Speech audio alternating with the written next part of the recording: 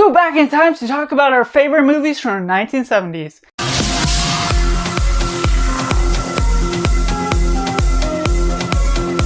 Hey everyone, welcome to Cinema, where we focus on a film, and today I'm going to be sharing my top 25 films from the 1970s based on the Tim Talks Talkies community challenge here on the YouTube channel. I'll put a link in the description to the video he has. Make sure to subscribe to his channel to see some nice physical media and movie review type of content over there on his channel as we talk about the love for cinema together. And make sure to like this video, subscribe if you enjoy this video, help me reach my goal of 500 subscribers here on this channel, but most importantly, comment down below your top 25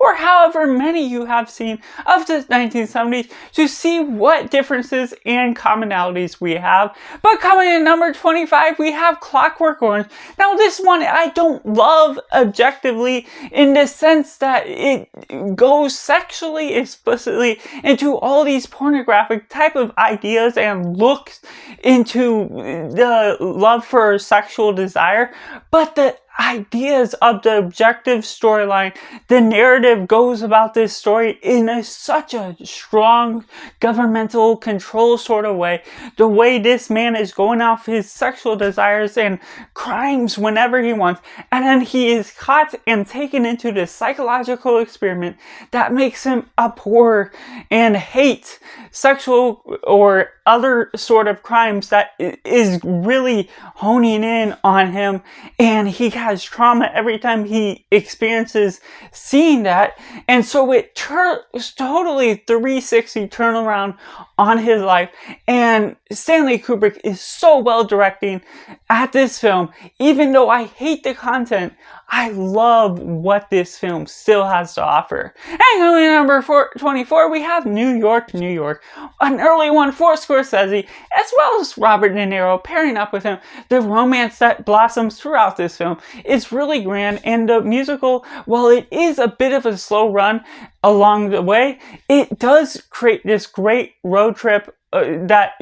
blossoms something that's very interesting and charismatic for these characters on screen, and an early look at just having New York in general as they go about these different jobs. And coming in number 23, we have Stalker. Now this one I want to love a lot more. I've only seen it once a few years ago, and so hopefully I can get a rewatch in soon, where it's this stalker that takes these two guys into the zone, which is a place where they have the wishes to get their desires from what I remember, and just the way they go about it, the atmosphere is really well directed and really intriguing and melancholic in different ways, and it takes them in a way that they get lost in their own world and explores so many deep themes that I may not be able to dissect and explain right now, but just the way they go about it is really strong. It's a slow-paced film that takes it back a little bit,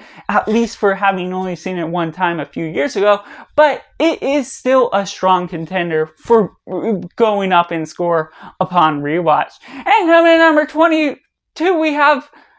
Paradise Island, one of the directorial debut from Sylvester Stallone himself, and really good Italian-American brothers, that these three brothers just working in New York in the early 1940s, 70s setting, and just the way they have to go about busting their way to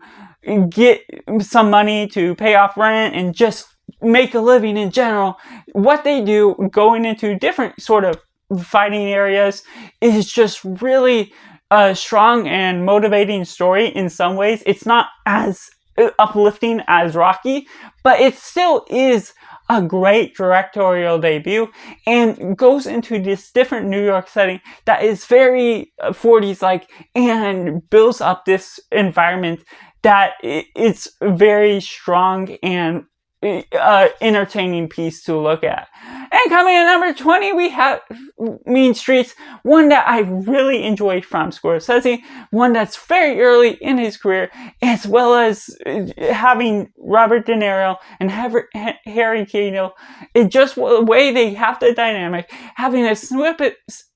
quick and snappy dialogue along the way, creating this great different dialogue and different environments uplifts something very different and something early that hasn't been fully developed from Martin Scorsese, yet it still lands on its own grounds, on its own feet, by the way that it's going about, the way we come to expect some of the dialogue that we get from Scorsese today, and yet, even in the early settings, it delivers on its own front. And coming at number 20, we have Santa Claus is Coming to Town, an early Rankin Bass film that I just really enjoy. The atmosphere, the building of Santa Claus as a character, is the legend that they're going after. And it's a rather simple story. It goes about this interesting dynamic with some of the characters, with how they set up a villain and hero to the story, just for the general context of who Santa Claus is, but it still delivers on the weight of what struggles Santa Claus has in getting motivation to continue year after year. And the general aspects of this film is still common, and while I pretty much watched it recently for the first time, at least from what I remember last year, it still lives up to this day, being an iconic and classic film that you can enjoy each year. And coming at number 19, we have Rocky, an underdog story that's also a strong romance story, and it hits all the right beats in creating great chemistry, great writing, and going from the bottom all the way up to the top, and something that is very different because the ending is not what you would quite expect, and I won't spoil it for any people that just so happen to have not seen it as of today. And while it isn't the highest of high contenders, for me personally, I still enjoy the journey that they go on, the narrative that they explore as someone that's just trying to work his best, trying to earn his way into life, while also having the romance story along the way. And coming at number 18, we have Monty Python and the Holy Grail. Now this is just a good, fun satire that really plays on the comedy along the way. It just goes on this adventure, goes on these different quests, and doesn't take itself seriously at all, which really can throw me off at sometimes during comedies. But for this particular comedy, it really goes all in, honing on its craft, and ends up working for me just with the way it can't be taken seriously. I can't hardly try and want to take it seriously for preferring dramas over comedies. And so therefore, it just overdoes itself to the sense that it ends up working for me at the end of the day. And coming at number 17, we have The Conversation, a great one from Francis Ford Coppola, just going over a great performance from Gene Hackman,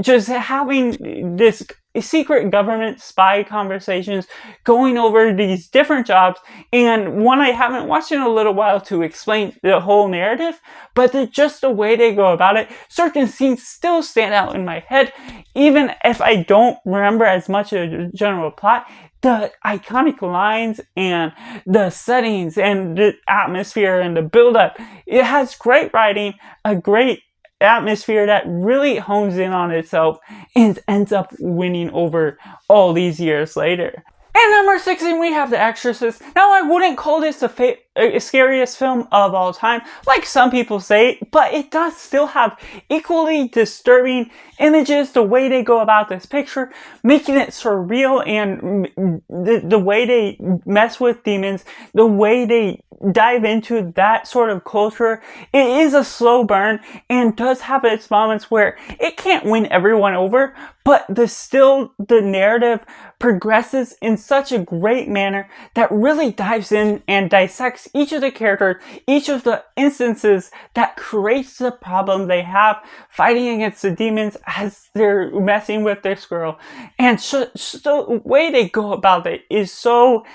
well done for what its nature is trying to expect it to be. And coming at number 15, we have Godfather Part II. Now, while I'm not a huge fan of the Godfather franchise particularly, they are really good films for the writing alone, the atmosphere that they build up, having these brothers fighting off different things, building them up. And Godfather Part II is my favorite of the franchise that really establishes itself, hones in on its craft, and establishes the characters in different ways as you're getting Michael as the new Godfather, as they're building on new things to fight against crime, and hone in on the ideas that the franchise is just realistically going for. But coming in number 14, we have Fantastic Planning. Now, this is a bizarre film. It goes on this animated quest, just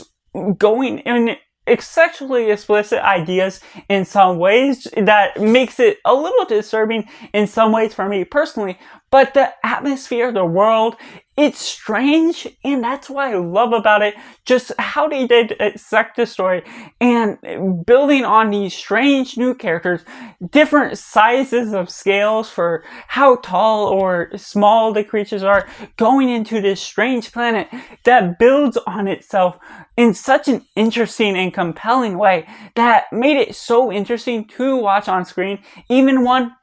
that I'm not going to be seeing all that much due to its sexual images that play on too much maybe, but still ones that strikes its chord for the story that it is having. And coming in number 13, we have Rocky Horror Picture Show. Now this again is one that really throws me off due to the content it has in store, but due to its objective story and the musical numbers that really shine through, it really clicks with me in a weird sort of way because it does have a weird narrative that goes about this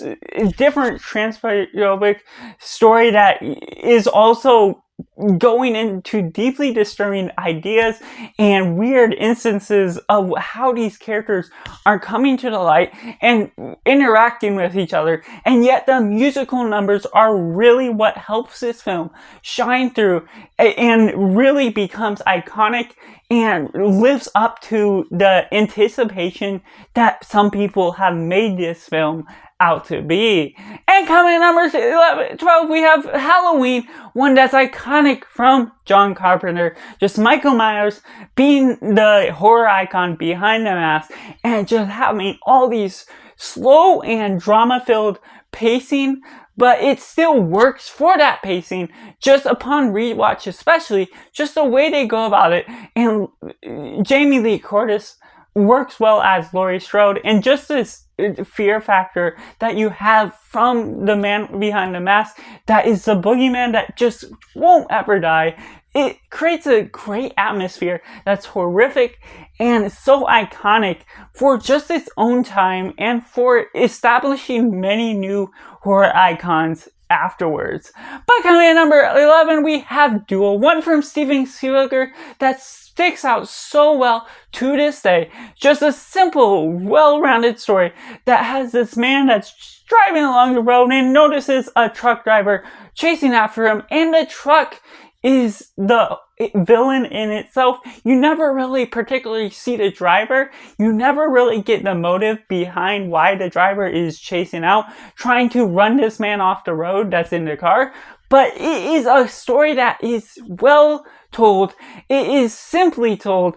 and it flows in such a great manner that builds tension that's almost horrific, and yet it has a simple chase scene that it creates just this interesting dynamic, creating a villain out of a truck that it has no reason behind it, but it still creates the great dynamic that you need out of these particular characters. But before we go into my top 10, make sure to like this video, subscribe, help me reach my goal of 500 subscribers here on this channel, and also make sure to comment down below your top 10 or even top 25 if you're that ambitious in reaching the top 1970s film that we just enjoyed from this decade. But coming into my top 10, we have the Sugarland Express. One, again, is from Steven Spielberg that I feel is underrated for its craft. This mother doing so much for the show, and while some of the things she does are out of the bounds of being legal, the way she goes about it, showing her motherly love to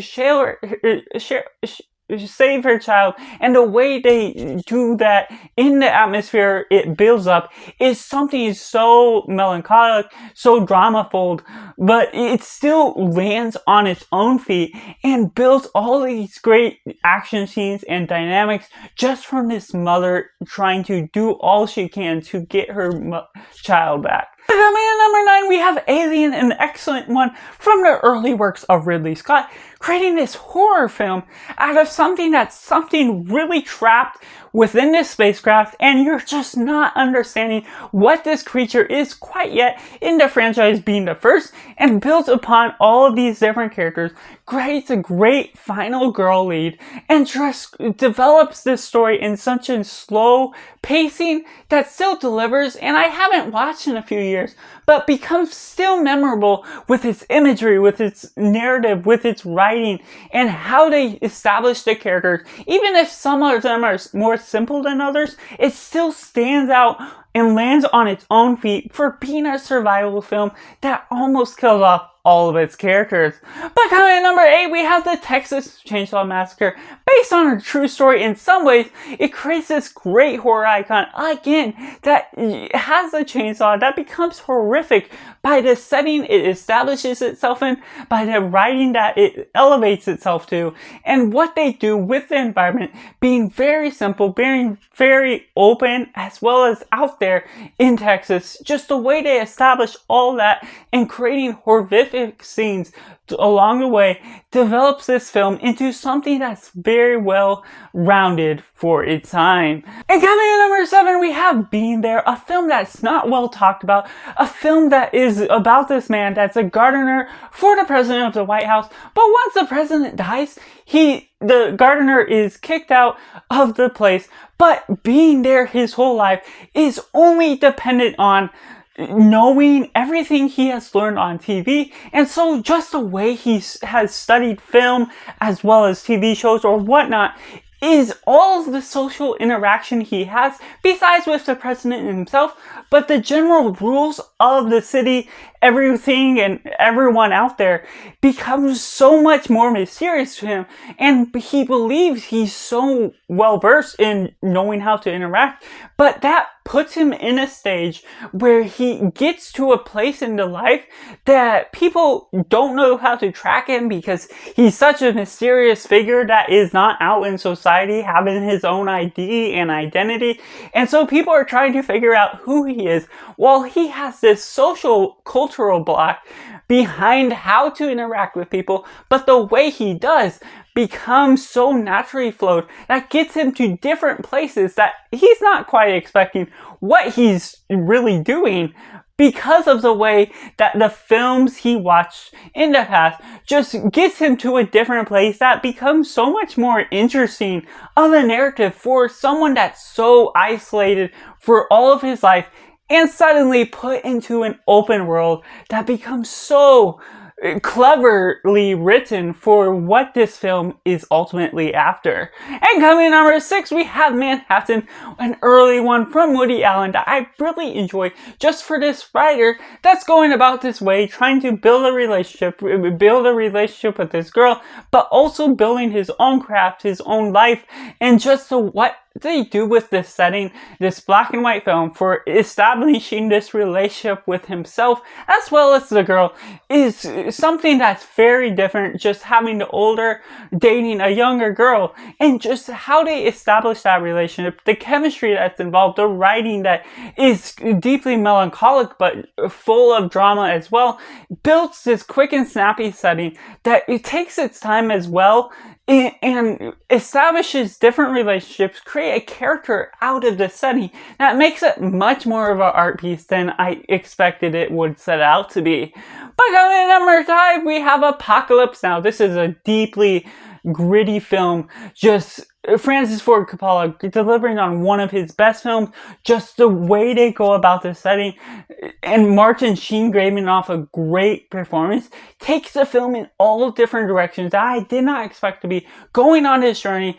while war is going on, and how they establish different relationships along the way, how they establish different grounds and the means to war, how they go into different cultures and explore different places where the world war is going on as they fight the war themselves. These soldiers go about different ways that is creative and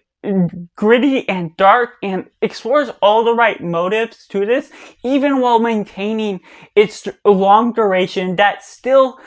is well deserved for its own craft. But coming in number 4, we have Star Wars A New Hope, one that's iconic, one that most people love, just still living up to its time, still living on its own name, and really hones in on the craft, creating this farm boy that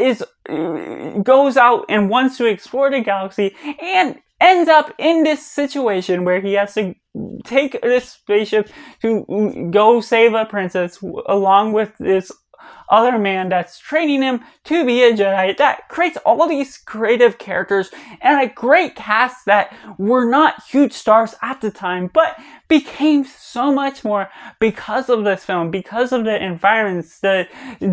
dialogue, the setting, and how they set up this film to be so simple yet so effective for its natural sci-fi drama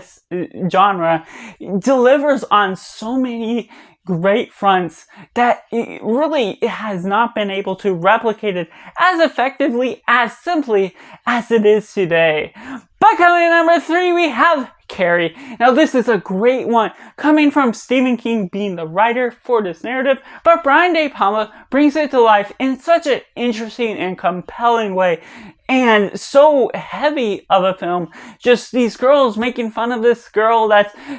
having her period, and just how they explore girls in that way is so sensitive, yet it touches on the matter in such a strong manner. But it just so happens this girl also has this pyrokinetic type of powers to use telepathic ideas and abilities in a way that really damages different environments in ways that she's really shut down by her mother, and that really erupts from her as the film progresses, especially once you're getting near the end. Her emotions are really let out and creates this great atmosphere that really surpasses its own time that it was developed in. But that leaves at number 2, One Flew Over the Cuckoo's Nest. Now Jack Nicholson gives one of his best performances, giving one of the best narratives to this story, just developing him going to this mental facility that creates a great environment, great cast of characters, and goes on this quite a different kind of adventure that establishes and explores psychological facilities as being a little bit mistreated during that time. The way the nurses or helpers were mistreating the patients and what they were doing at that time that was kind of harmful, and the way they still go about this and what they do with this story, with this narrative, creates a lively and also a drama-full adventure that creates such a fun environment, that creates some great characters, charismatic atmosphere, but ultimately it just becomes heavy on the drama, even if it does have those fun moments that bleeds into the psychological warfare that's going on with this film. But that leaves at number 1,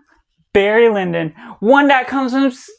Stanley Kubrick. Well directed, well crafted. This story is really lengthy, but really deserving. It's been a couple of years since I last saw it, but it's a bit of a romance that really shines through, that really takes its time to build its character, to build its cast, to establish the story, but it creates a narrative that's so enriching for its own time, even taking place in a setting that's before 1970s, and it establishes the grounds in such a great way of having the hairstyling, the costume, how they soak you into this world that's way beyond what we're expecting for this type of thing. It may not be for everyone because it's its runtime, because of its slow pacing, but for me, it is so well crafted for everything it has to offer, for cinema, for the atmosphere and characters involved, making it my #1 film